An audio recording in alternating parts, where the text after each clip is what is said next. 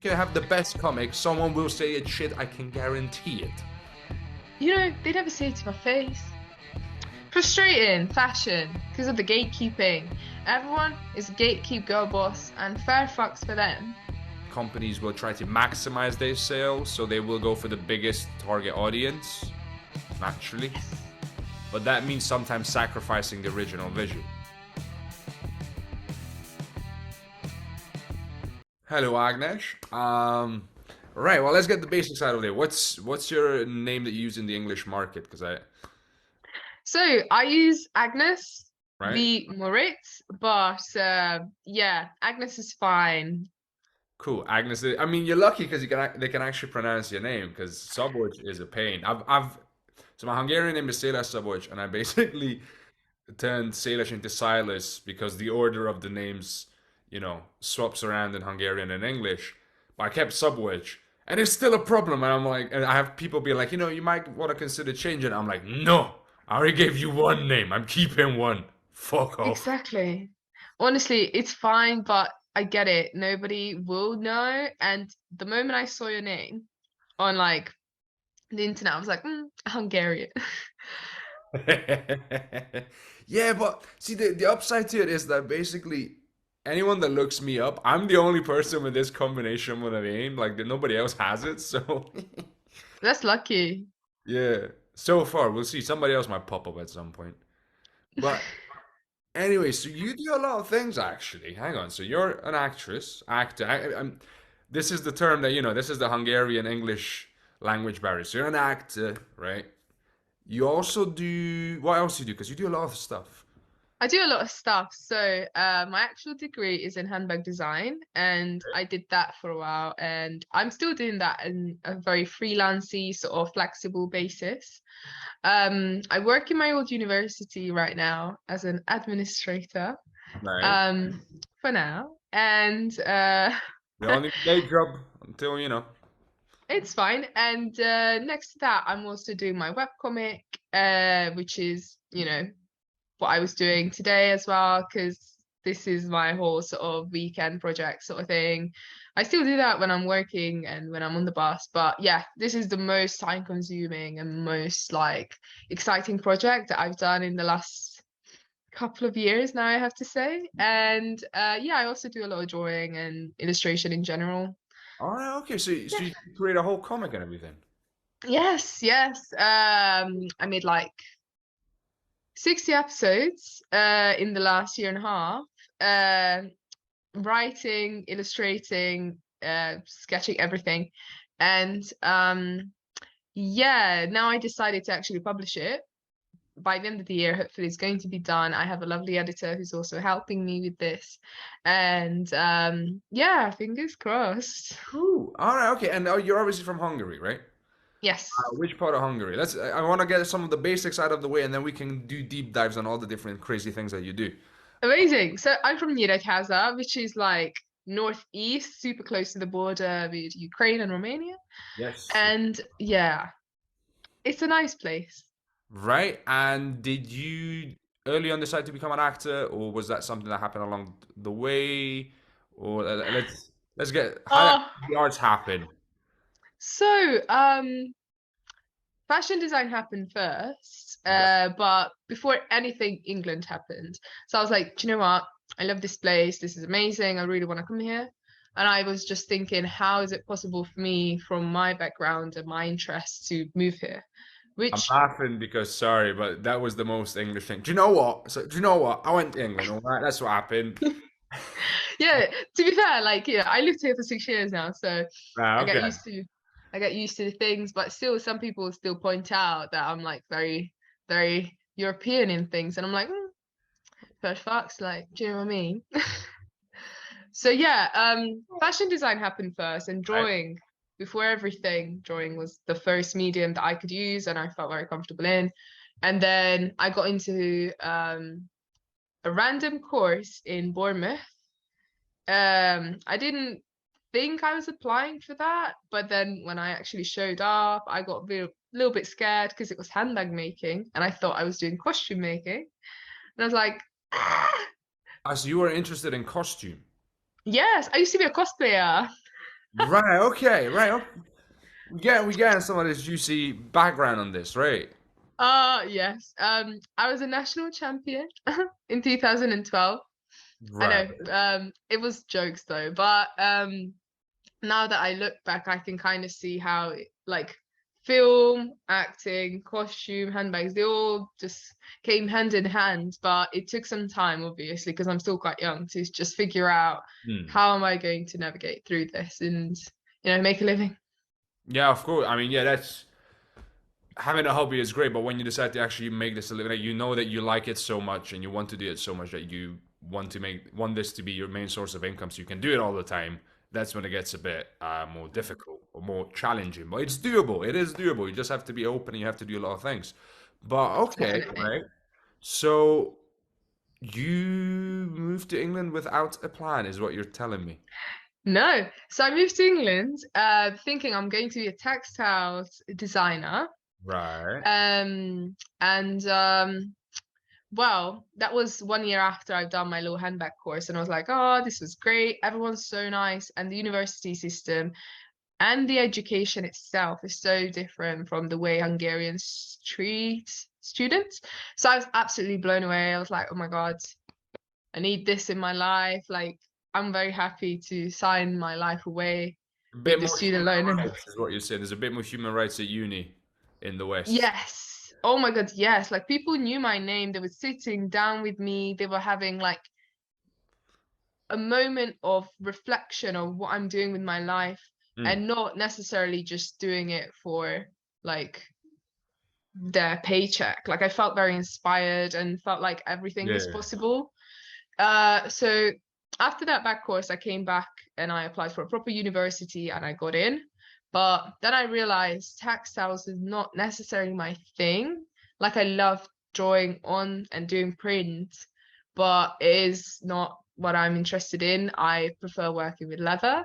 So that's how I got into my old university, which is where I work now. Yeah, yeah, yeah. But yeah, that's how I got into handbags because I loved making bags. I loved the 3D shape of it. And I did that until the pandemic. Right. And yeah, I sort of quit my job, which is fine. And I found out within 2 weeks that no one's gonna have jobs now. So welcome to being unemployed. Which was pretty shit, to be honest. Like I felt like first time in my life I don't know what I'm doing. I didn't like my degree. I invested so much money and time into doing and designing, and I felt like, oh wow, this is not paying off. I hate the industry. I don't feel very welcomed here. So yeah, there was a moment of reflection, but within a week I got a call from an SA agency saying, "Oh, hi, are you available like right now?" And I was like, yes, I am indeed. So I turned up, and within 3 days of continuous work, I made more money than I did working full time in a month Yeah. as an SA. So I was like, "Oh, I like this. Yeah, it's How different. do I get into this?" It's a bit like the army, they'll be in an essay because it's like, go there, do this, don't do this. Da, da, da, da. It's very regimented. It's not It exactly is. army, it's not life and death, but you get that style of you talk when you talk to, don't, like, don't make any noise, sit down. Yeah, but to be fair, I had worse. Like I felt much worse in my previous job, Mm, and that was an absolute holiday for me. I was mm. in fancy dresses. People were doing my hair, my makeup. I was getting transported from here and there, and I felt very special. However sad that might sound, No, I'm but not. yeah, it was great. It is like, it's a surreal experience because, yeah, for some reason when they film it and because they're so organized in trying to get everything done, they take extra care of you for a while, and you're like no one's ever does that to you. Like no one goes like, "Oh hi, we sent a taxi for you. Get in the taxi." The taxi driver's like talking to you when you get there. Please go here. Hi, you've made it. Oh, we're so glad you made it. Yeah, you okay? Yeah. And you're like, huh? All right. Okay. This is odd. This is not It my. is mad, but it was amazing. Yeah. So yeah. After that, I got into it because Backstage had like lots of development projects during the pandemic. Yeah. Like all day they were doing casting director workshops, drop-in sessions, interviews, workouts. Like they were doing everything, and that kept me like sane, if Yeah, I it can say kept you that. busy. Yeah, it gave you some goals to look forward to and to Yeah. strive for. Yeah. And I felt like I got an insight into an industry that I just sort of, randomly got into.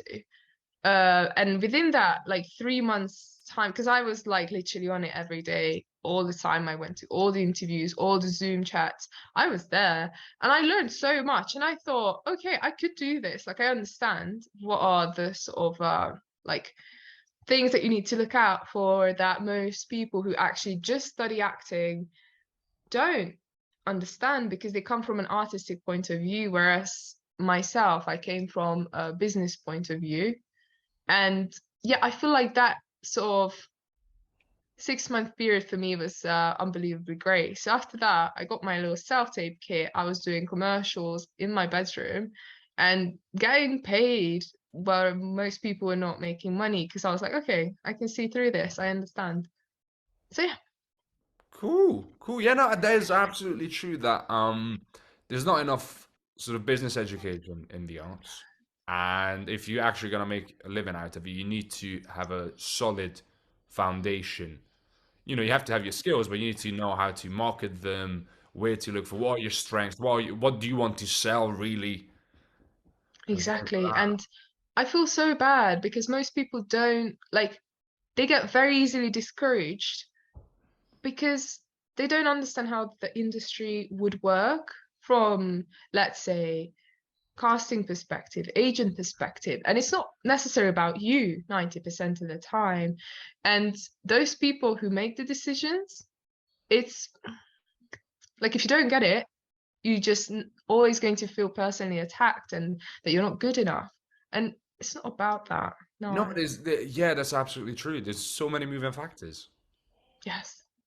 So yeah, I'm very grateful for that time. And after that, I was a stand-in on a TV show that is gonna come out next year, for like You have to say what 7 or 8 months.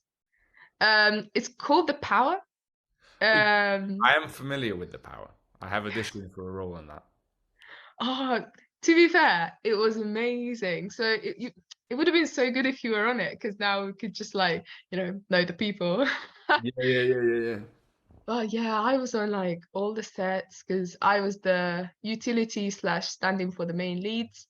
Because we were the same height and sort of same face, and I was available. But I was doing that during my last year of studies, because my studies were online Mm. because you know pandemic and all.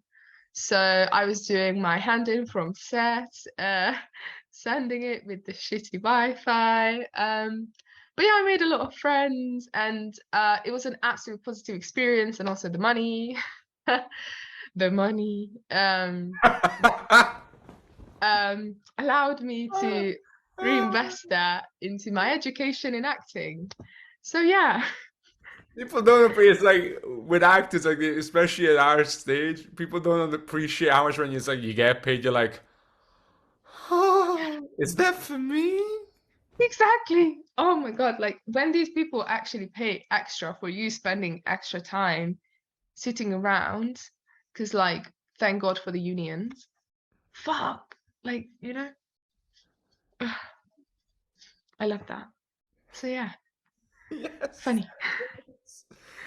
Yes. Hopefully one day we get to make more of it. Yeah, that's the plan. Uh, Fingers crossed. oh man. Right. Okay. So power. Well, hang on, because right. So Yeah, you just had a you crack. tell me about your experience with the power. I'm not sure if you are allowed to talk about it, but I only had an audition, so I'm not. mm. And unfortunately, one of the reasons I didn't get it was because I did not have a driver's license. So Oh that's no. yes, that's something to have.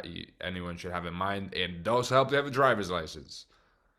And I it's just 'cause Mm. that again, I invested in different things when I moved. I had to, my priorities were different, and then it came to that, and they said, the role was like I'm not gonna say what it was. It required a driver's license, Okay. right? And I did not have one, and that was that. Oh, shit. Oh well. It would have been fun. It would have been fun. It was a small role anyway, but like But you know, it's it's gonna be I don't care massive. I don't care about the size of the role at this point. I just give me a No. role. Yes, exactly. But it's gonna be massive. So hopefully next time, fingers crossed, because I'm entirely sure they're going to have at least 2 seasons. I think, yeah, as you said, fingers crossed. Right, okay. So, and then you reinvested. You said, money, reinvested it into the acting. So then you've actually. So I'm curious about that because, as you said, you're someone who's coming from a completely different background, and then you sort of fell into it, and then you're like, what? Actually, I'm gonna have to train up in this to do this seriously. Oh, yeah, of course. Like, the first thing you understand, no one's gonna take you seriously if you don't have at least one school on your CV or like something that you've done. Yeah. And like obviously part-time workshops are great and it's amazing, but that is for those actors, I feel like, who have already trained in a school and they just want to carry on being on top of their game. Yeah. Because it's not necessarily Spotlight accredited. And the first thing you need to have is a Spotlight to be able to be a professional actor or to even just ask You for can someone be a to professional represent actor you. without it, but it is more difficult, because It's very, I'm not gonna tell someone, you're not an actor because you don't have a spotlight. No, you're absolutely, if you got the skills, you got the skills, but it's not gonna be easy. no. And like, unfortunately, most agencies don't even look at your anything without a spotlight. So for me, it was pretty clear you need to have at least something on there. Yeah. And train. Because if you're going to go into a room, let's say like tomorrow, are you gonna know what they're on about? No. And like there is nothing wrong about starting out late. And I did start pretty late, but you just have to be willing to learn and be humble and just do the grind that most people have been doing since they were like 10 and not feel like awkward about it or sad that you don't know these things. Because yeah, most of us don't know these things, but I know more things than they do. So it's just a point of view. So Yeah, and it's yes, not straightforward. Like I have been doing this since I was 10 years old, yes, but it doesn't mean like somebody might have life experience that you don't have, and it's not like just because you've been doing acting since you were 10 doesn't mean that you're great at it. yes, but like there are things when it Hopefully comes it to like does, but we all know people like they've been doing it for a long time. You're like, you're doing something wrong because it's you gotta keep working there, pal. that's the thing though. Like I got it so many times that people are like, oh, you're like, oh, you're very new. Oh, how would you know this? Like you haven't been doing this. Like, uh, Have you had damn. have actually people giving you that kind of vibe? Oh yes, definitely. But like people don't like it's an industry, it's competition. Even though the acting industry is still more friendly than the fashion industry, like, you know, Yeah. I have an out for you on both. Um, Yeah, I'm curious. like, yeah. But just you go. You keep talking, lady. I'm listening. But yeah, I mean, it always sounds very strange when people ask when do you start, and I'm like, oh, like 2 years ago, or three.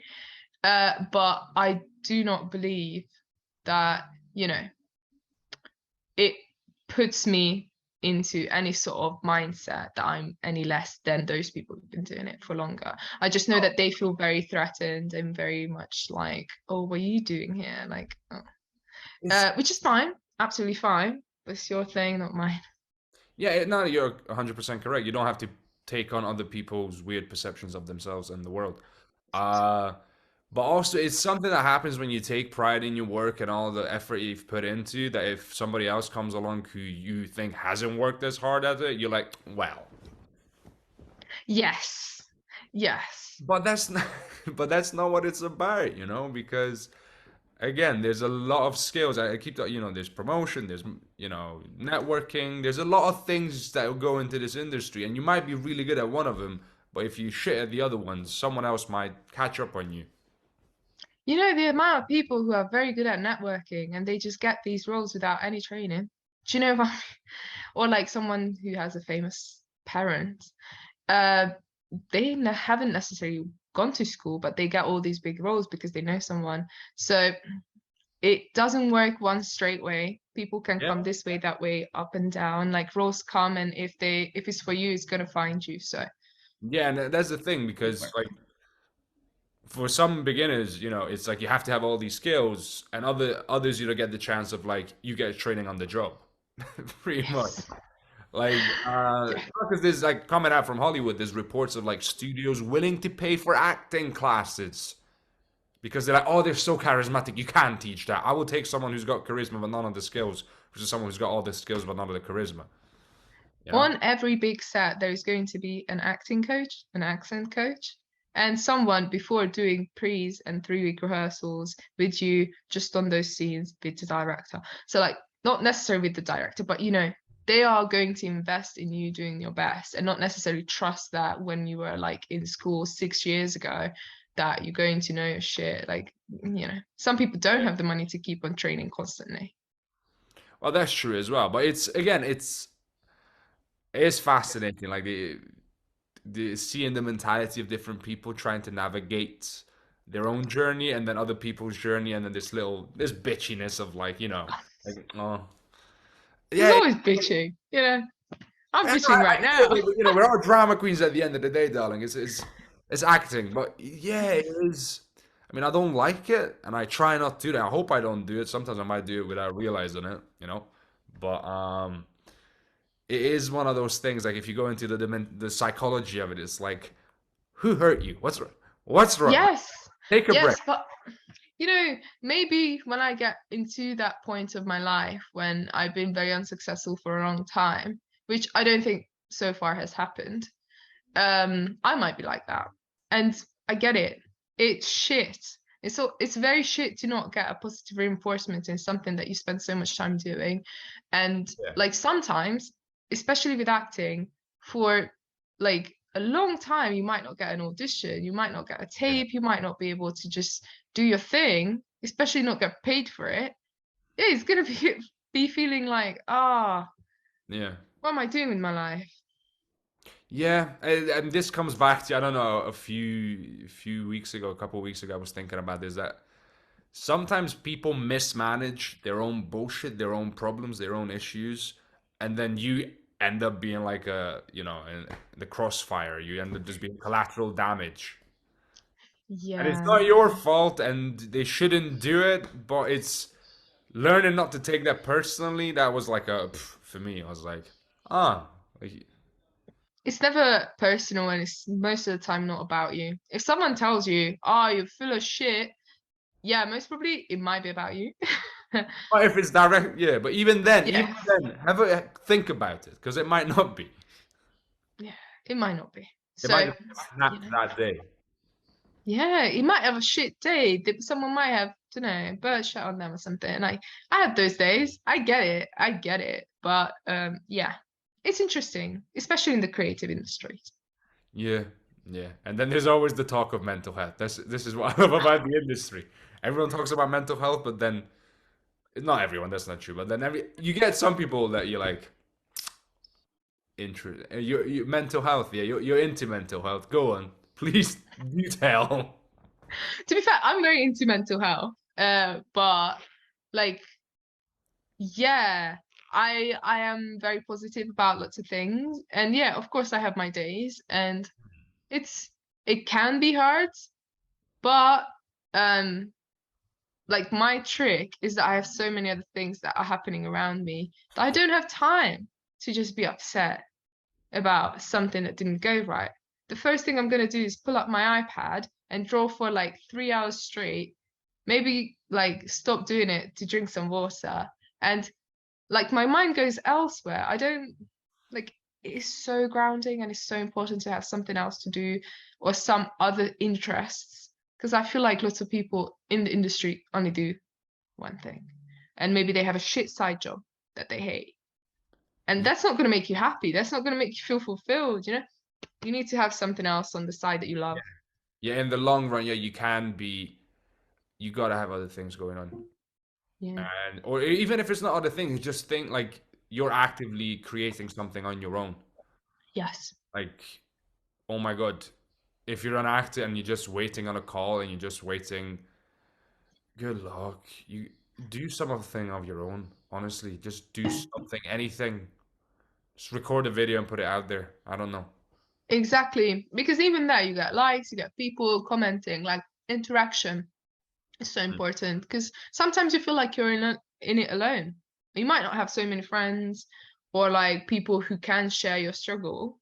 And if you put it out there, especially on the internet, you might get something positive or negative, but Yeah, you might be able to. yeah, no, absolutely. It's I mean, it's immediately went into the mental health aspect of it, but I was gonna actually ask because it just brought it up of like, so how do you deal with rejection? What's your trick of surviving a no? Oh, to be fair, for me, the hardest part is surviving a yes. Because I get so many no's that when I get a yes, I'm like, oh, so I actually have to do it now? Ah, what the fuck am I going to do that? Which is, So, yeah, yeah, I get that. don't no's don't get to me. I get that because I'm basically right now I'm creating this show. I'm not gonna Mm. say anything else right now because I'm not announcing it just yet, but I'm working on it and I'm like, oh fuck.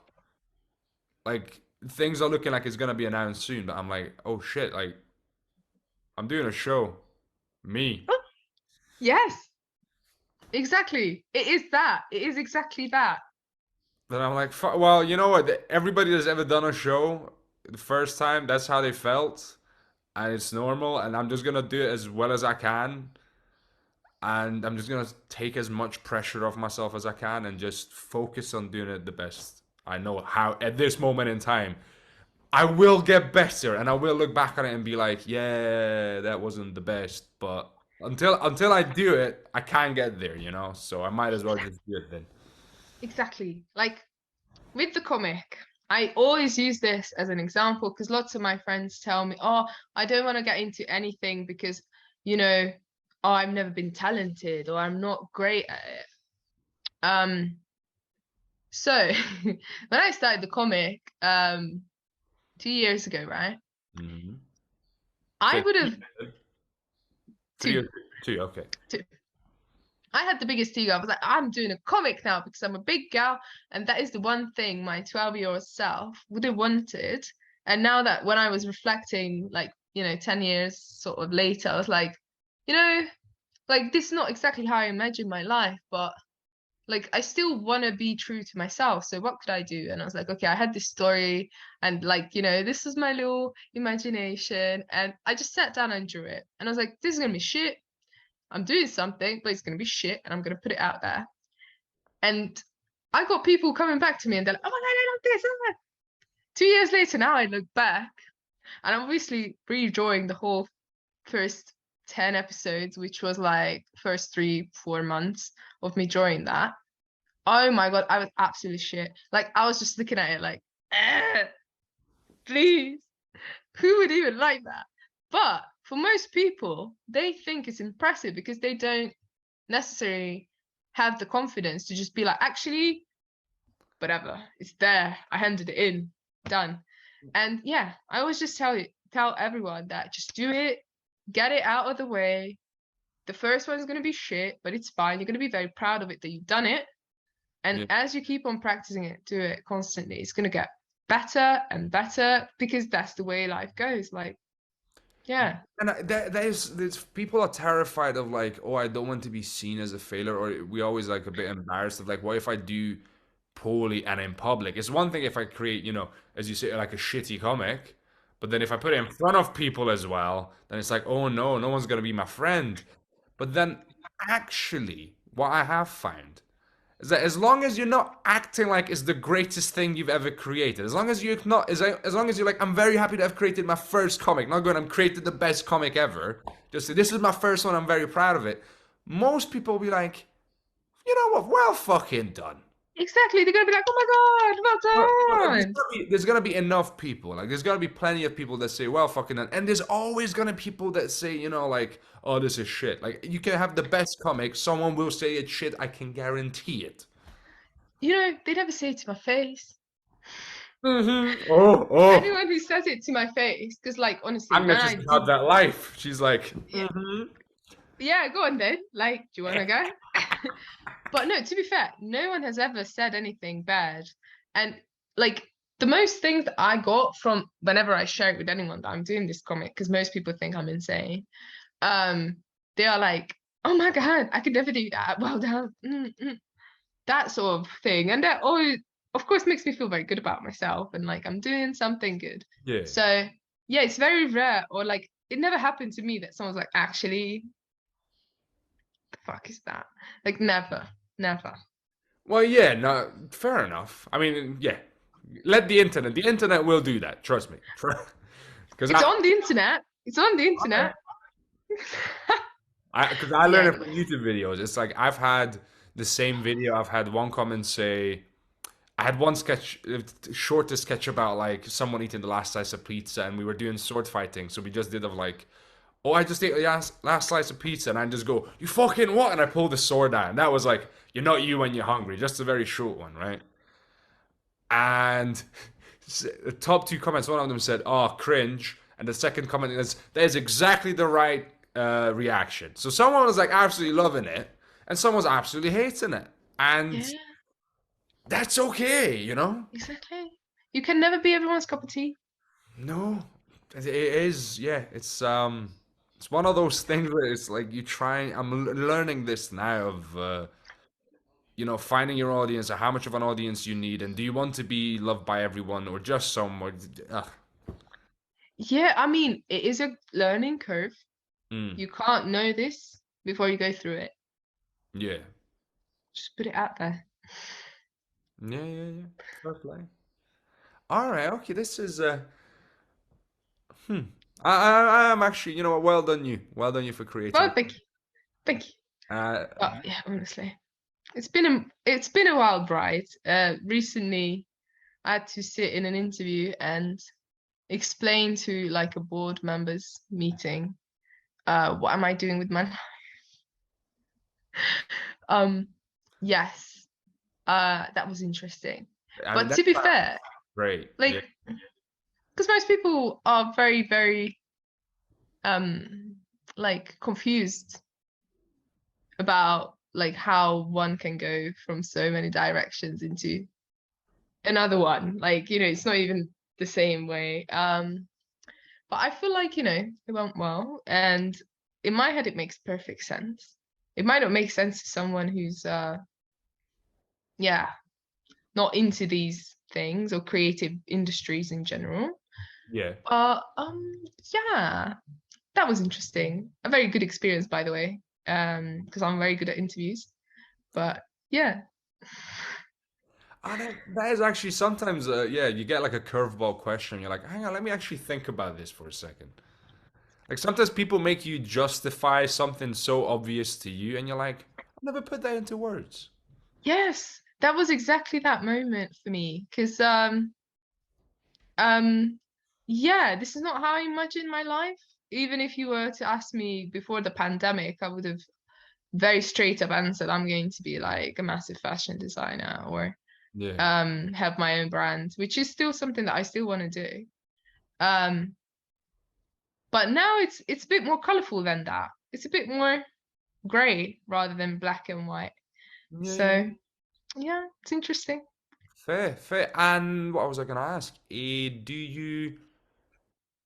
Do you ever think about doing costume for like, you know, Yeah, I mean, because oh shit, you sorry. have all this knowledge and you love doing it. So I'm guessing it's not like you hate it now. Oh no, definitely not. I forgot to mention my second job, main job, is that I am a technician in another university where I sort of help kids, sorry, young adults, figure out how to sew things and how to put dresses and fashiony stuff together. And whenever they have like a leather specific question, I'm the person they look for because yeah, I'm a specialist. But yeah, anyway, so I still do sewing, but it's just it's just not in a competitive way how I used to do it. Hmm. So yeah, and I teach. Fair enough. Yeah, it. See, I'm like a complete newbie and like an ignoramus when it comes to fashion. I'm sorry. That's okay. I have That's fine. is I don't know. It's because I'm Eastern European working class growing up, so fashion was always seen as excessive nonsense. And at some point you kind of become proud of like not caring about it. So it took Okay, yeah. so it took me a while to be like, you know what? Maybe you don't have to be proud of it. Maybe it's like you just don't understand it because you haven't spent time around it. But the more I talk to people, the more I'm like, oh, okay, there is there is something to fashion. Yes, definitely. Like when you walk into a room and you know what kind of room you're going to walk into, um, you can influence people and their opinions about you if you know how to present yourself. And like it comes with pretty privileges and stuff, which is unfair, but it is, like you can compensate with using fashion as a medium also to having like, an attractive face. Yeah. But yeah, because sometimes you can fuck up so badly with the clothes that it doesn't matter how you look like, people are gonna think you're a bit of a fool. And you do it unconsciously. Like they don't do it because they're mean. It's just something that it is already in the back of your mind. Like think about it from an acting perspective. Let's say this happened this week and I was doing sort of like a police army-esque character or like a workshop. And I thought, okay, I'm not going to go with my hair like this because come on, who have you seen ever a police or army officer looking like, yeah, whatever. I mean, I'm I looking, might have seen, but probably it wasn't a great movie or a series because it's like the first thing you think to yourself, that's not very safe, like from a job perspective. exactly, because the first thing someone would do is grab your hair and pull your Right. head down. And that is why most of the people have like very much of a slick down sort of look. And also the bun rather than the ponytail, because the ponytail still can be grabbed. So yeah, anyways, and I was thinking, okay, how am I going to communicate that I am someone who's very much like of status, but in a working environment rather than a princess or something. Um, so yeah, and I was trying to pull that off before I even went into that room. So the person that I'm going to be acting in front of is going to understand my character. So you have to kind of do that in the regular working environment, but it's much more niche.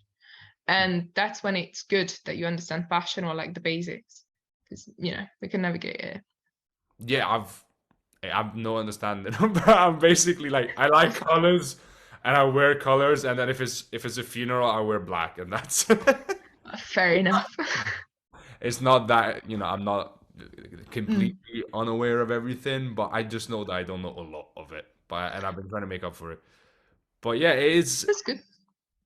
Yeah, it's definitely a tool that you can use, and especially in acting, that you learn it's all costume. Like every single people are wearing their costumes, and it Yes. is mind blowing. Like such a simple thing. It's the presentation sometimes, can really just really affect how you think about something. Oh, yes, definitely. And if you know how to use it, oh Mm. my God, you're going to put yourself in such an advantage. But um, it already says something about you when you are like making the decision to not care, Yeah, because that informs the person next to you that you have this worldview and they're that either might be against yourself because they're going to think, oh, so you didn't dress up, for example, when you're meeting me. Does that mean that, I'm unimportant? yeah. I mean, some Did might you think dress up too much? I mean, it's one of those things. Like some people might think you're a rebel. Some people just think, oh, you don't care. Some people might take it personally. Some people that they're part of the same crew. They're like, oh, that's just who you are. I don't really care. So yeah, there's a yeah. But anyways, I like your shirt, so don't worry about it. It's just that, yeah, when you go on dates, you notice this, and you're like, "Hmm." Oh yeah, okay. Well, that's a date. It's a whole different topic. If you go on a date and you're automatically Yeah, going, what are you wearing? Why you make that choice? exactly, exactly. oh well. All right. Yeah, there's a lot again. There's a lot of useful skills in acting that you can use in real life. I'm sorry. Of Catch. course, of course. All right. I think we got less than a minute, so we're gonna take a quick break, and I'm gonna get back to you. Okay. All right then. I'll stop it right now. Welcome back. Right. I kind of had a lovely chat about costumes and stuff, but I wanted to ask you. I think I'm curious. How come you ended up in the UK? Why the UK? Not how come, but why the UK? Well, so it was between like Netherlands and the UK. Right. Because I was like looking at these language courses back when I was like 16. And yeah, I thought like the fashion schools are great, and I was pretty much undecided. But then the education system, I believe, is a little bit different with their levels and how you need to like do 3 years plus one plus whatever placement Mhm. year or something like that. And I was like, oh, that sounds a bit long. I did end up doing more, but oh well. At that time, I thought, okay, the UK sounds better, and I can speak English. So it is what it is. And then I didn't. The Bournemouth course was meant to be first of all a language course, but then I was like, I might as well learn something that I haven't like ever practiced before, which is why I was like, oh, I actually want to do fashion. Like, Daddy, can I have some money, please? But yeah, he was very nice about it. But yes, it had to be in English and it had to be a fashion course. And yes, that was basically how I got into the UK. Right. Okay. Okay. And this just begs the question: how did the family react to you announcing that you've decided to leave fashion? Oh, Hang on, how did they take to fashion in the first place? Because see, again, because I don't know a lot about this. Like, how do people react when you say, "Okay, so I'm going to be a fashion designer"? Like, um, what does mommy and daddy say? so how can I say this? They were not thrilled, but they were very supportive. So they thought, okay, because I had very good grades, like all the A levels or the straight star, whatever. Okay, not all stars, but it was pretty good. So I could have done anything that I essentially wanted. And I thought, okay, I'm not gonna do anything necessarily too academic. And back when I was applying to be in secondary school, I wanted to do art.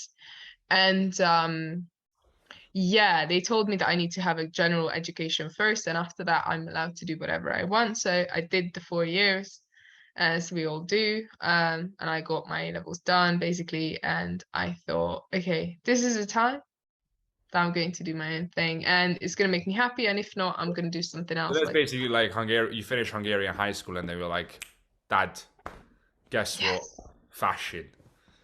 exactly. I mean, I started building this in second year of Hungarian high school, because I was like, well, there ain't no way I'm going to be doing this for the rest of my life. And but then I was trying to still be open-minded, because even Hungary has good fashion education, but Mhm. I'll come back to this anyways, because there is a very interesting difference. Go on, go on. But I'm yeah, here so for it. basically after the second year, I started to look for English courses. I couldn't find one. And in third year, I found the fashion English course that I took, which was the accidental handbag course. Um, but yeah, on the first day, I called my mom. I was like, "Mom, on the wrong course. They mixed it up. I don't know what to do." And they were like, "Well, you're already there. Might as well do it." And I was like, "Fine.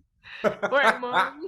And I absolutely loved it. Oh, I love that. I love when parents go, "We've already spent the money. Yes, Just fucking do it now." exactly. You're already there. You've traveled. We've paid for it. Just chill the fuck out. It's gonna be fine. And it was fine. So, do you know what I mean? But yeah, sometimes I can get very overwhelmed by things that don't go my way. So We all do. That's life. It's called life. yeah. Anyways, so the funny thing about the Hungarian Fashion University is that my funny experience is that with England, every time I went, they were very welcoming. They were always very keen on getting to know me as a person and helping me develop my own vision rather than Yeah. trying to enforce one point of view on how I view the world, if that makes sense. And Yeah. when I went for the open day, in Hungary. That was very interesting because basically there were like, I don't know, 600 or 700 young like secondary school students there. And I couldn't really go into one of the rooms, which was for like product design, because that is sort of similar to what I was doing anyways. And I told the lady, sorry, I can't really see. Is there any other way that I could, look at this sort of presentation, which is, for everyone who wants to apply for this? And we're like, oh, too bad. And she walked off. So I was Sorry, like, what? so because I couldn't see the presentation that they were saying about, the application process or like Did you how the miss it or what university. happened? No, I was in front of the room, but because it was so full of kids and they were only doing it once, I couldn't see nothing, I couldn't hear nothing. And I told the woman, someone who worked there, that sorry, I couldn't see anything from that. Can you help? And they were like, oh, too bad then. And she walked off. And I was like, do you know what? This would never happen. This is fuck you and your school. Exactly. And I just told my parents, like, look, yeah, I appreciate it and I tried. And yes, it's not for me. But as That's I was not. studying, That's not nice. it is a very typical Hungarian university experience. Like, it doesn't matter. You're still going to, like, essentially, because it's free education, they don't really care. For me, it would have been free if I get in bracket, but like, my grades are fine. Um, but yeah, so they just couldn't care enough. And one of my friends got in, and the funny difference between our two schools, because I went to UAL, whatever, like, and she went to Móricz. She joined us in an Erasmus program in Right. second year when she was already Right. third year, because I believe with her third year degree, she was not able to pass onto the third year on our course because we didn't have the placement year switch in third year, if that makes sense. So we only had the placement year switch in second year. Right. But anyway, she joined in, and obviously she was doing everything very well. But from a making perspective, not from a design perspective, which is what I have.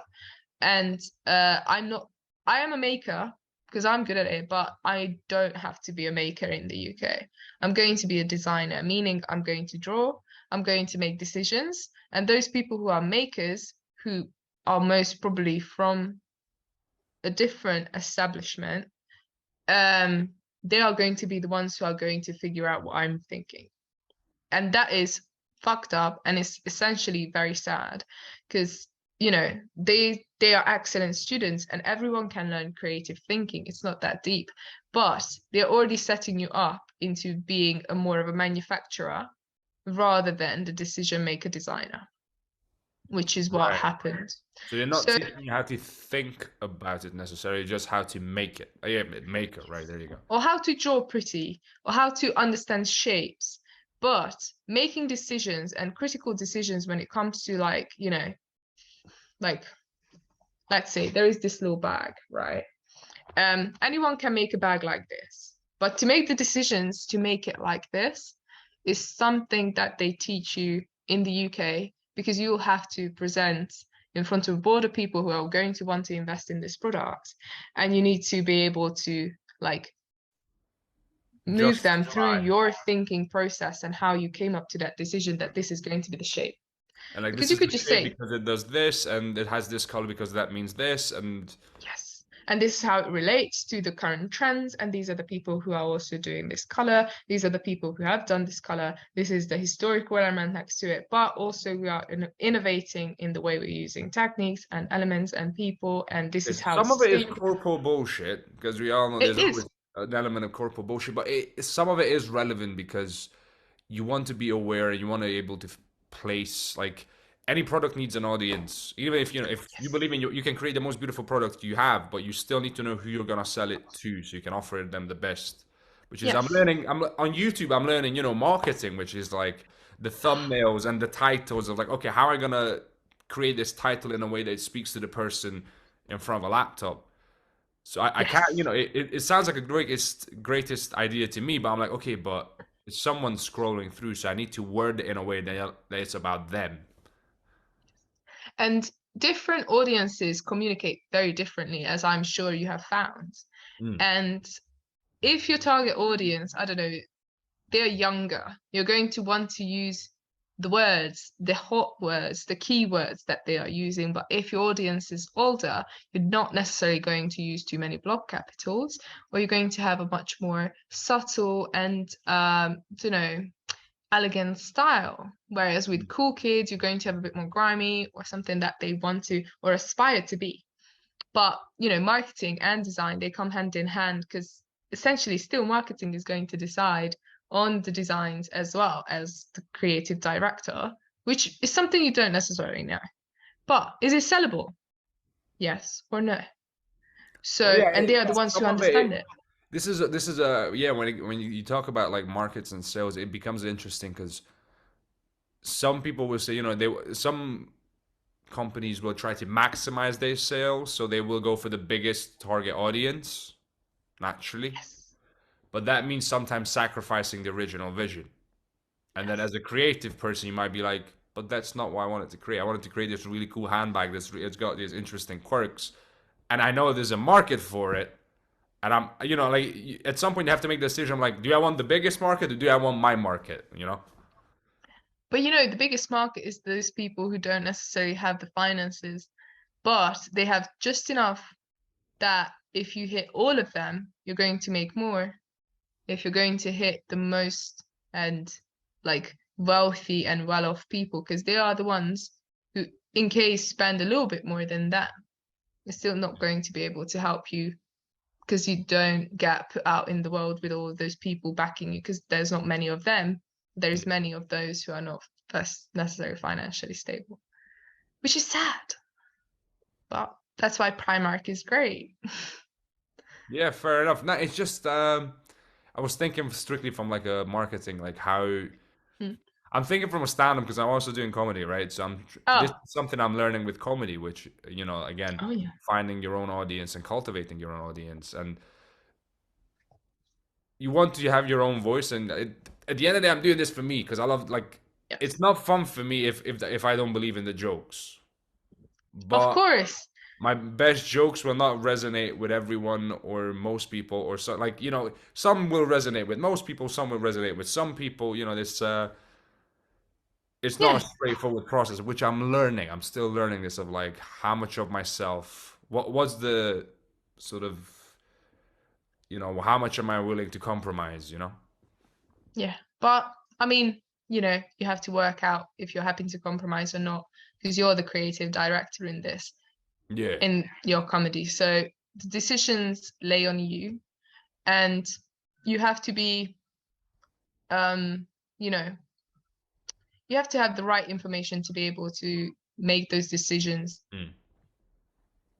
Otherwise, Well, it's just shooting. I'm leaning towards the least amount of compromise possible. Well, you know, you can try that, see how it goes. And if people already liking it, or you can get in front of those people who are going to like that, then you don't have to compromise ever. But Yeah, but it's yeah, it's not that again, not straightforward, and it's something that's completely new to me, and I'm learning about business yes, in the fun. arts. But Right, yeah, okay. Okay, so hmm. That again, it's I'm always fascinated because I end up in like having conversations about topics I have no idea about, and I'm like, oh wow, is that how that works?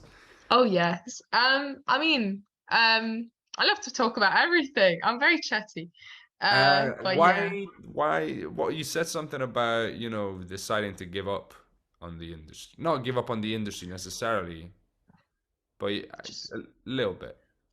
Well, yeah, so I no longer wish to work for someone else's company necessarily in a designer position or a junior designer position slash intern. right, Uh, Mostly because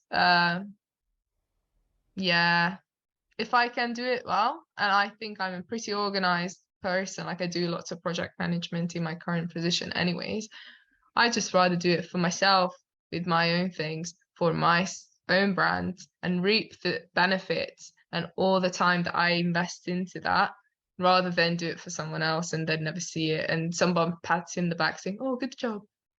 No, because sometimes you can see how much some companies make in a week, and then you look at your salary and you're like, oh, I'm getting ripped off.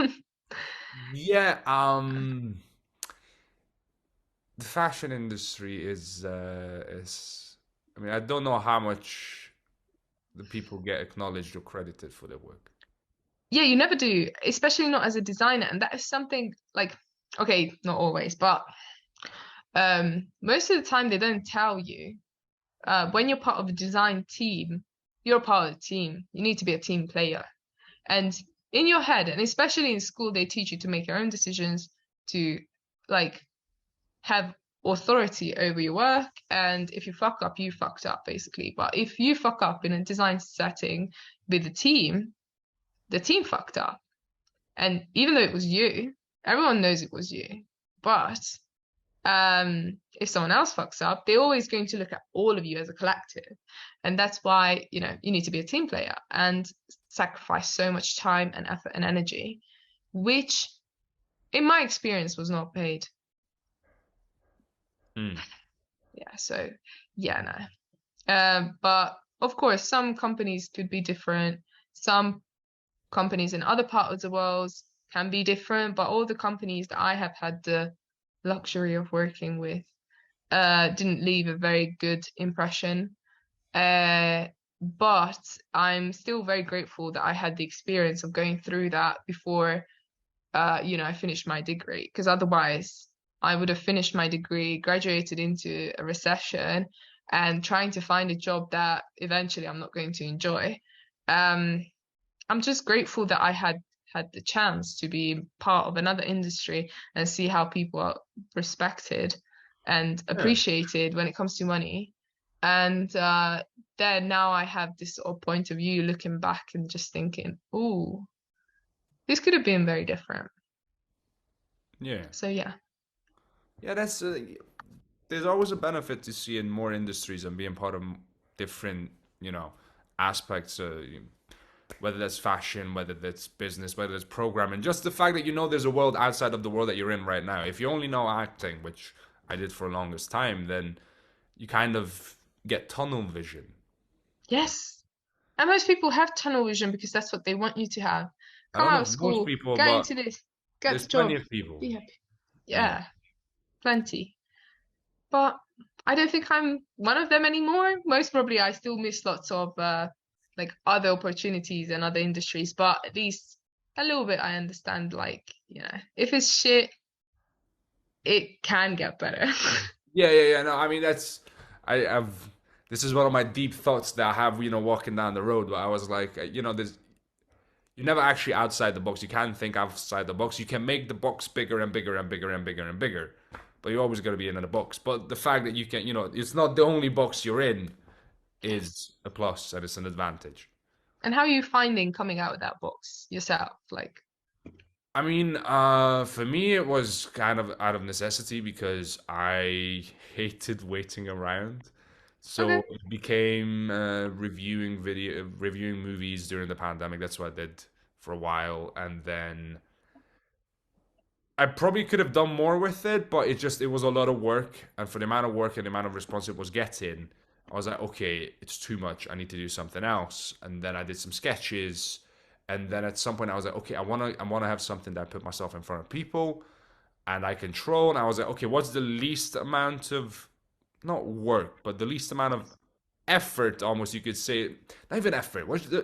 What requires the least amount of like things I don't control? I don't need a camera for stand up. I need myself, a microphone, and an audience. Sometimes you can deal with a microphone if but ideally those are the three things you need: your Yeah. jokes, a mic, and an audience. And I was like, okay, that's the simplest way of me getting my high of performing and doing my stuff and hopefully getting paid for it. So I was like, okay, let me do that as well. And I always loved stand-up comedy anyway.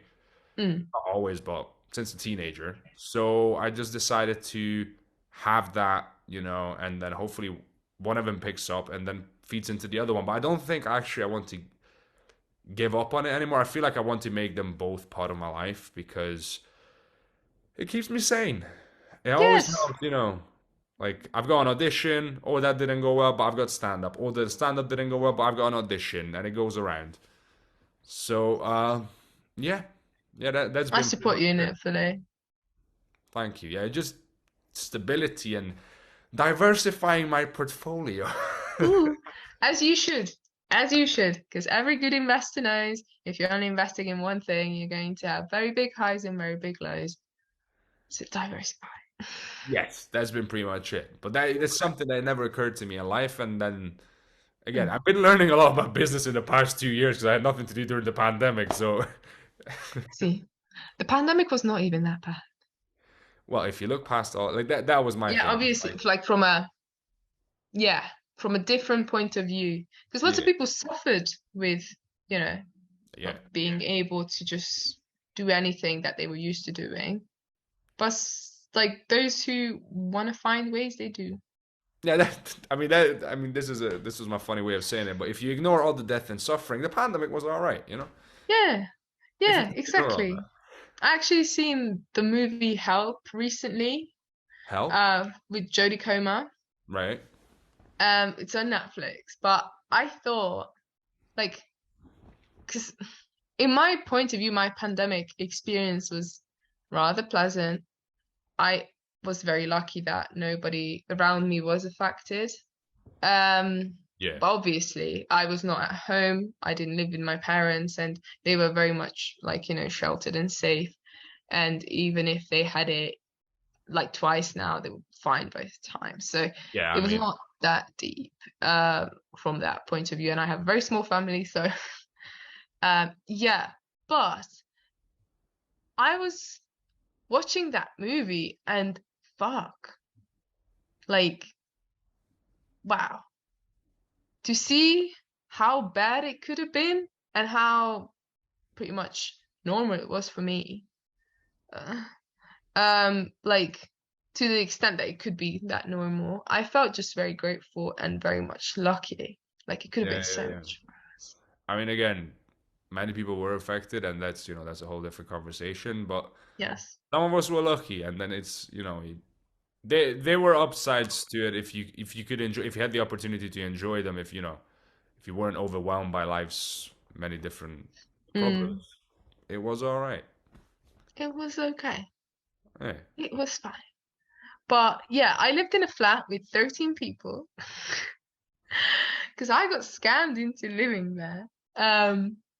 But anyways, people just kept on appearing in the house, and I was like, "What the fuck are you coming from?" And they're like, "We all live here," and I was like, "Where though?" Because there's no space. And turns out there were like 3 floors above the building, and there was under the building. And yeah, all these people just kept on coming out of the rooms, and I was like, "This is nice because we're going to spend a few days together slash months," which we didn't obviously know. Um, but yeah, that was a very funny experience. But that's how my COVID went. I was with shit tons of people who were never communicating. I never knew most of them, which is coming in and out, some working, some weren't. Like, interesting it was. Fair enough. Fair enough. Right. I'm kind of curious. You live in London now, right? Yes. Well, this is a topic this is just something I like asking people that live in London. How the fuck do you manage to survive in the arts in Um, London?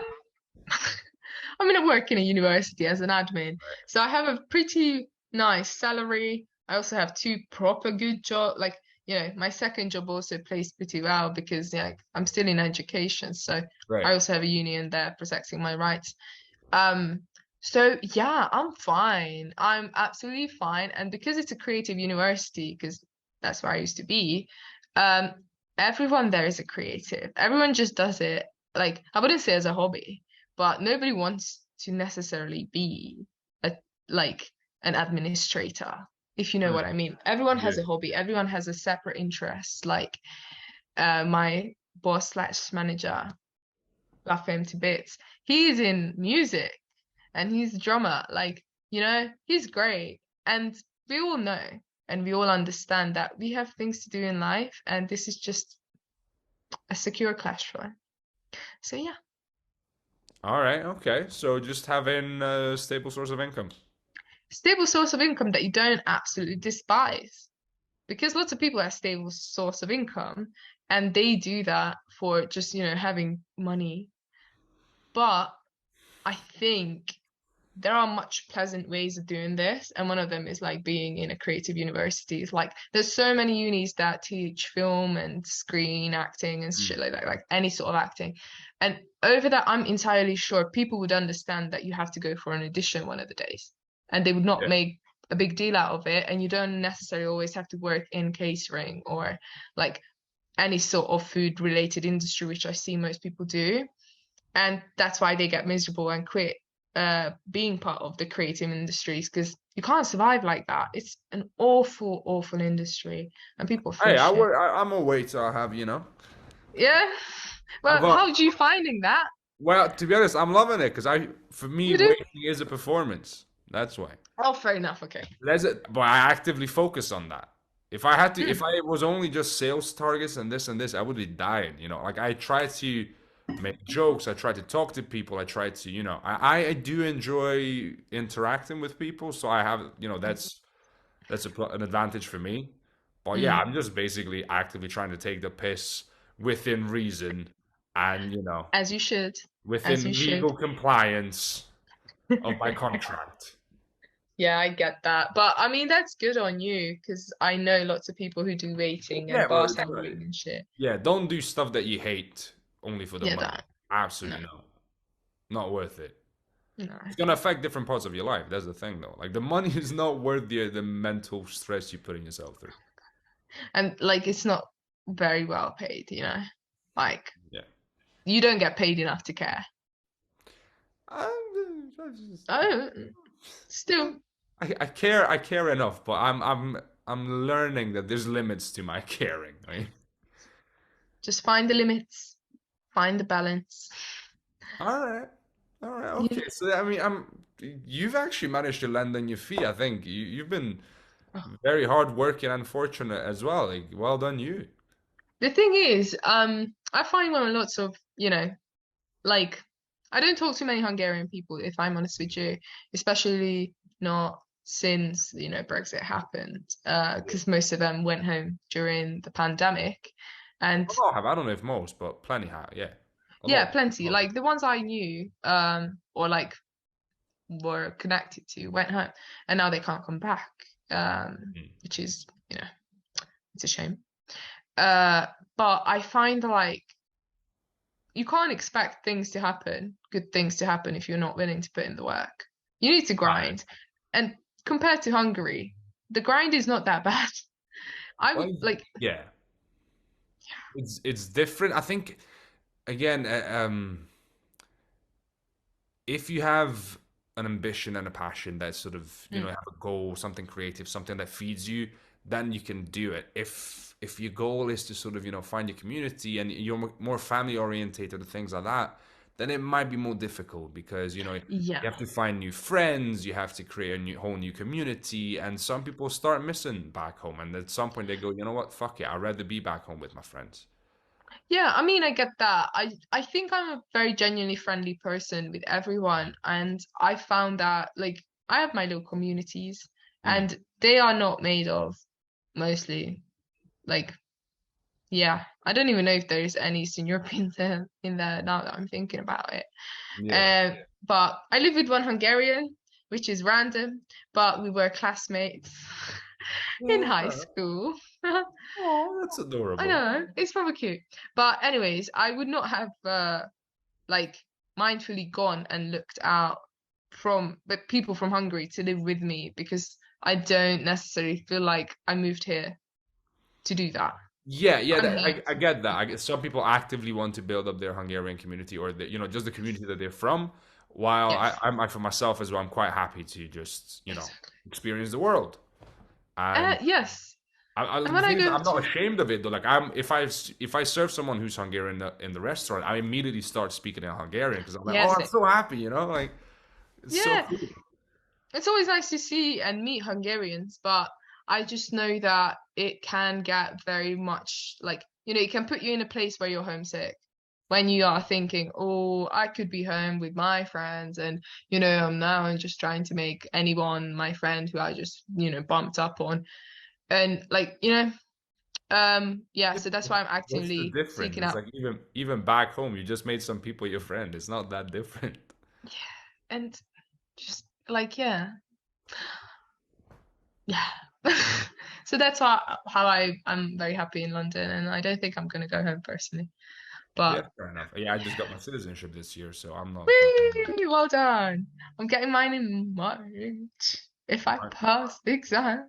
Oh, you'll pass the exam. The exam is pretty straightforward. Just yeah, though, like take it seriously, but it's not that difficult. It just has to be done. Exactly. We just get over it. Yeah. But I'm curious okay. because obviously, as you said, you have an insight into two different industries. How does fashion and acting compare? Which one is more interesting, fascinating, frustrating, anything and everything? Give juicy gossip. That's why I'm here for juicy gossip. Mm. Frustrating fashion because of the gatekeeping. Everyone is a gatekeep girl boss and fair fucks for them. But in the acting industry, I find so many people who are very happy to share what worked for them. And no one, not one person, like who's on the same sort of level as myself would do that ever in fashion. There are jobs out there, and I'm entirely sure of that. But whereas, you know, all of my actor friends are posting all these casting call outs, whatever, that are open. Not one of my like people that I know would ever post a job that they don't want to apply for because they don't want you to know. And I'm like, oh, you're full of shit. But I mean, fair enough. But yeah, the gatekeeping in fashion is just crazy, and I think it makes no sense because yeah, it's a very skill-based thing. And Yeah. if you're not the right type of person or the right type of designer, like I'm a very niche designer, handbags. Most of the time, people are looking for handbag designers. Um, but a women's wear designer will never post that because they're like, oh, Sorry, yeah, what now? a women's wear designer. Because technically, I could still apply for a women's wear job, even though I might not get it because I'm niche and specified. But because in my speciality, okay, I'm getting very specific here, but for a handbag perspective, we need to create these technical drawings. Like, for example, architects make these, like, little, this is where the door is sort of thing. Like, that's what you do for a handbag from every angle and every little nooks and cranny. So handbag people do that in a very, very detailed way. That's why handbag people would get or could get potentially a women's wear job. Whereas a women's wear personer or menswear would not necessarily be able to get a handbags job because Yeah, they because this don't. skill is different. It's like It's different. you're It is talking different. GP versus a surgeon or a heart surgeon, like Yes. it's not the exact same thing because right now there's a Yeah. couple of GPs going, I beg your fucking pardon. Yeah. But, wait, wait, if you compare But it them, is they're like that. parallel. It is like that because, one of them can get the other person's job, so they're never going to want to post that because they feel, I wouldn't say threatened, but like it's not their thing. Mm. So yeah, I find that very frustrating. Whereas in the acting industry, there are workshops with those people who are giving you the jobs, like all these casting directors. They don't even cost that much. Like it's 20 to 40 pounds. You can do it as many times as you want with any casting director and ask them questions right there and then how you could potentially get hired in a film that they cast for a series. Like you don't get that with leading So there's creative more. directors and So designers. acting's more open than fashion industry. Yeah. So the funny thing about fashion is once you're in it, You're they're in going it, to headhunt you. right? But if you're once in acting, you don't have to be fully in. You can go and seek out those openings. With fashion, you kind of have to make it somehow, and then you're going to be fine. And you can't really break out of the circle, if that makes sense. Interesting, fascinating. Yeah. Yeah. So I'm not necessarily a fan, but of the fashion industry. And I know lots of people find it very, very like, exploitative, but they still want to have it themselves because No, I think it's if that's what you really love. I mean, my heart goes out to fashion designers. If that's what you genuinely, honest to God, love, and that's what you want to do with your life, is it's like acting. You're stuck in this semi-abusive relationship with your passion. So, yes, yes. I mean, I get it, but with acting, you can actively seek a difference, I think, mm, because oh, I don't even know how to explain this, but I feel like I can be more active within the acting industry, whereas with the fashion industry, they're not going to tell you where you fuck up, ever. They just don't give you the job, right. and then you're just left hanging.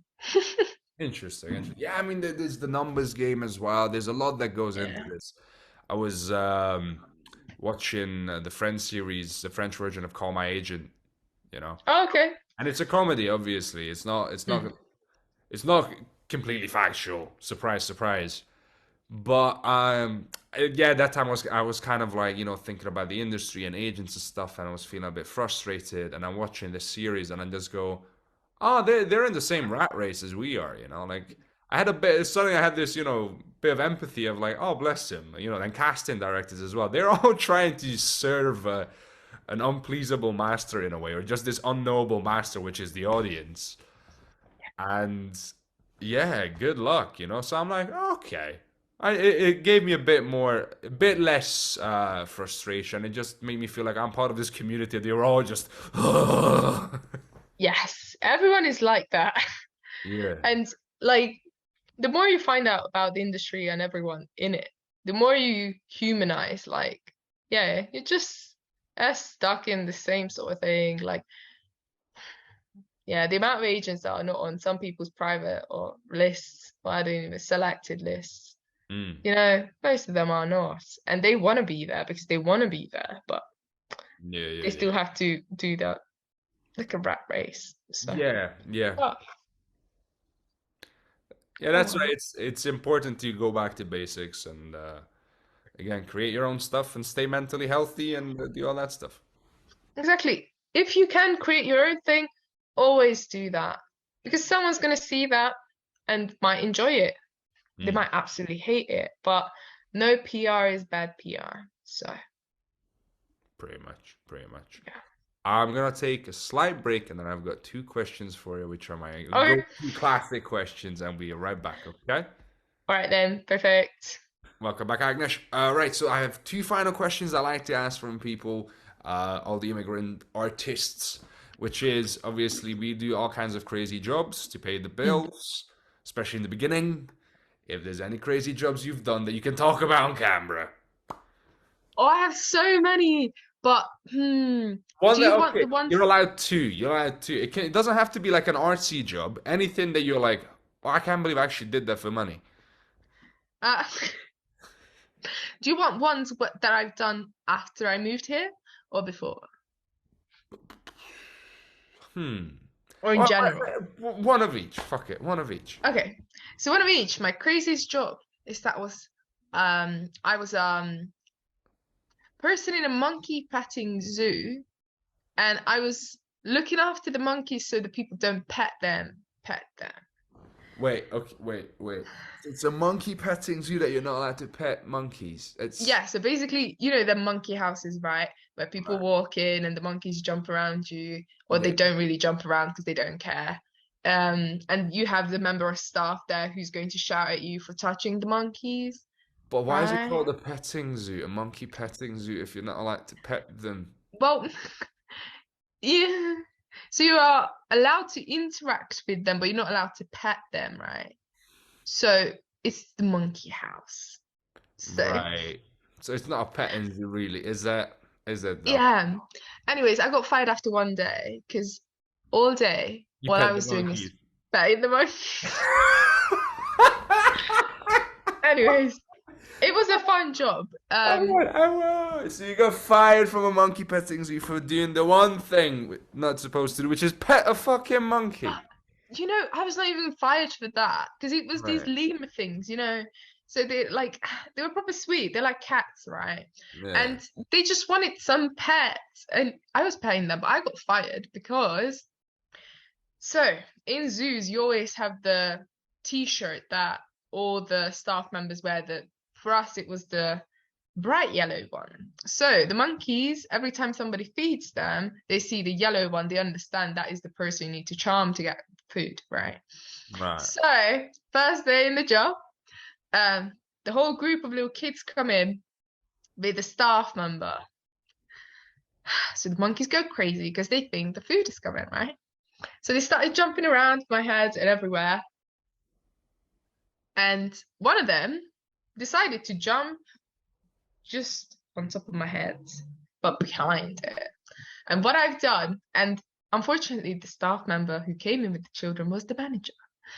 Saw that basically I just froze. I went like this when the monkey jumped. And she was like, "Oh my God, you're endangering everyone because you're afraid of the animals. Why didn't you tell me you're afraid of monkeys?" And like, "Oh my God, I can tell." Like, "Oh, you're fired."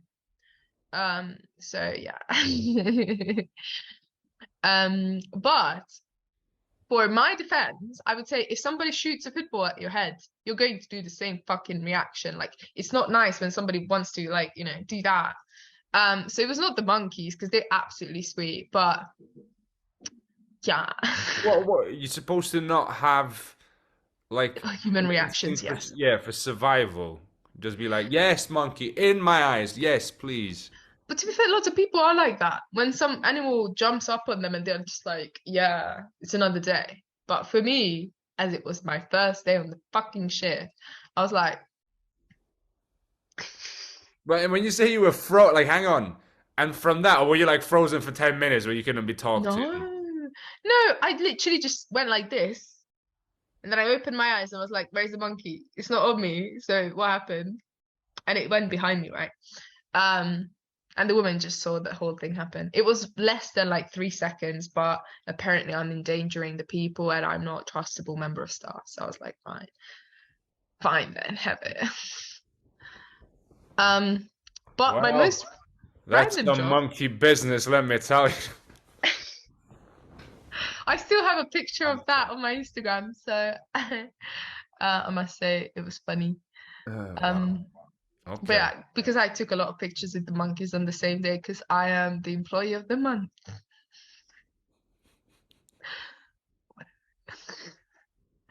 Whatever. You know what? Worth it for the monkeys. Worth it for the It monkeys. was for the picture absolutely fine. Like I got paid. Yeah, you got paid to hang around with monkeys. That's great. Yes, I got What- like, you know, £10 for the This whole day. It was that good was money. here. Yeah, that was here. No. That was in Hungary. Yeah, Yirekaza. Okay. And since I moved here, the most randomest job is that I was an emotional support animal to anxious students slash not emotional support animal, but like my job was to make everyone feel welcomed. And if anyone is stressing out where I can tell that they are anxious, I'm going to sit with them and introduce them to people. So I was like, yeah, basically hanging out with students as a student, making sure that everyone is having a good time. Yeah. Yeah. So were And you like, was there a lot of like, so are we all having a good time, guys? Is everybody okay? Was there a lot of that? Yeah. no, it was rather like, oh, hi, what's your name? Oh, it's so nice to meet you. Like, you know, like imposter. Like I was a paid member of Friendly Star. But to be fair, we did pretty cool things. Like we went climbing, and I was like, oh my God, yeah, how did you find that? Oh my God, I loved it. And yeah, because I'm so friendly, people believe that I was like went it there. But essentially, yeah. Yeah. Oh my God. But people spend money on interesting stuff. Yeah, but to be fair, it was very helpful because some people are so awkward when you put them into like a new room with lots of random people who come with their friends and they don't know nobody in the country slash Yeah. like the Yeah, that's fair university. enough. Some people are more awkward than others, and it can be overwhelming. I get that. Yeah, so they just wanted to make sure that like if you pay for an event, like we went for a cat cat cafe in like Brick Lane, and like some people are just sitting in the corner alone. So I would be like, oh, what are you doing? What's your name? I know someone from your course. Do you want me to introduce you to them? And they would be like, So I wouldn't grab them by their arm, but I was like, oh my God, yeah, come over then. Because like they're so nice and it would be so good if you made friends. Like, oh, it's perfect. So yeah, It's random. basically kindergarten all over again. Do you want to Yes, play with Johnny? yes, it was that. But I find it's a very useful skill because I am less awkward when it comes to approaching people and just being friendly because I'm like, I can tell you're in distress. Yeah, yeah, fair enough. I actually recently attended a networking event, and I had the first feeling. I was like, you walk into the room. I went by myself, so I was like, everybody knows everybody else, and I don't know anybody. That's the first feeling you get, or that's the first feeling I got. So I just basically went, fuck it. I started looking around the room and see who are the stragglers, other people standing in a corner, and just start picking them off one by one. Hey, I'm this, and what you Yep. doing? Oh, okay, cool. And then I recognized the person who organized it, and then I went and say hello there as well. And after a while, I was like, this is my room now. You're just living Exactly. in it. This is my space. Exactly. So it is just a shift of you, and lots of Yeah. people don't realize that. Though some people don't realize it. Some people for them is more difficult. So I can switch it off, right? I not switch off, but I can be like, fuck it, let's go to work. Some people it's so overwhelming that for them just thinking about it, it's like, hmm, you know. Yeah, but But it's if like the key is don't think about it. yeah. I mean, it's partially a skill, partially, it's you have to have that sort of fuck it, let's go. But you can still develop the skill, so do it. You can always do, yeah, everything I feel like is learnable in life. So this is one of them. Yeah, fair enough. Right, my second question God. is food related. So Oh, I always ask all the immigrant artists, what's the dish from that you missed from back home or that people should know from back home? so I miss everything that my mum makes. Right. And every time she's like phoning me, she shows me what she's eating, and I'm like, That's just torture, isn't it? Mom, it like stop. is. It's like She's like, do you want some? I want to know what you're having, but I don't want to know what you're having. Because she's so good at it, And I'm like, Mm. oh, even if I make something, it's going to be like the ugly little duckling. It's not that nice. But yeah, I usually find myself miss chicken paprika. Wow, that's been mentioned, but yes, go on. Is yours Mm, different? Is yours different? I'm sure it is different, but like that is the one thing I can actually make Yeah, I haven't made it in a properly. while. Yeah. Do you know what I mean? And I do. Guyash Lavash. So, Okay, you gotta tell you, I haven't talked about that one, so go on, talk about Guyash. oh, Guyash Lavash. Okay. So it's like a soup, and it has like beef in it, Right? and usually we cook it as like a big family thing. So it's a cookout with like a Yeah. big black pot, um, and like it's Yeah, usually it's a the men who cauldron with think they like do two it. A sticks on cauldron, top. yeah, a proper wizard looking thing, and like it's usually the girlies who chop the things up, and then the men of the family and everyone else is just sitting around, but they are the ones who are cooking, but they Yeah, never the do. traditional. Yeah, the guys are like handling the fire and someone's drinking. Yeah. That is something that I miss and I absolutely love. And to be fair, you don't need to make it in a cauldron like my mum does it at home. Like Mm. she could just do it inside, Oh, and yeah. she taught me many times how to do it, and I'm still incapable, so it is what it is. But yeah, that is a lovely, lovely soup, and is not a stew as most people know it. So yeah, highly recommend. 10 out of 10. All right. Okay. Well, I think that's all my questions. Right then. Is there any other question I need to ask just now? I think no, I got most of it out of the way. If there's any projects coming up that you want to plug, Uh, so my comic book obviously is going to get printed into like a more sort of physical format. I might do a little fundraiser for that. I might not. See how it goes. But yeah, if anyone's interested, you're very welcome to check it out. And yeah, we'll see what's happening in the acting world, right?